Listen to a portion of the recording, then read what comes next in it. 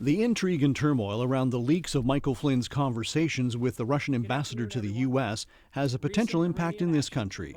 All of it makes people in Canada's defense, security, and intelligence communities nervous. But today in Ottawa, a calm, reassuring voice. There is truly no closer relationship than the one between Canada and the United States.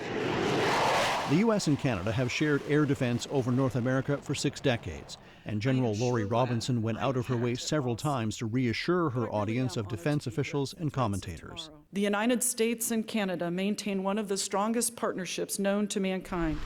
But it is definitely an unequal partnership.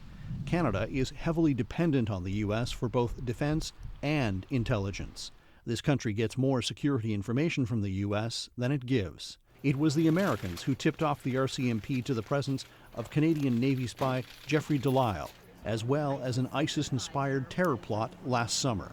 Experts worry the finger-pointing in Washington could make U.S. agencies clam up. People are starting to call this an intelligence war in Washington that is bad news for Canada on many fronts.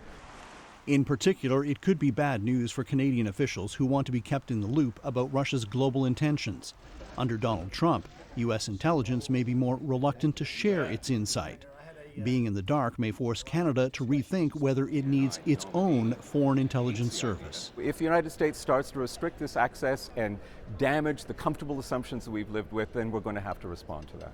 Public Safety Minister Ralph Goodale would not comment directly today on all of the turmoil.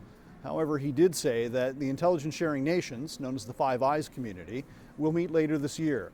He says there has been nothing in exchanges with the U.S. thus far to set off alarm bells. Murray Brewster, CBC News, Ottawa.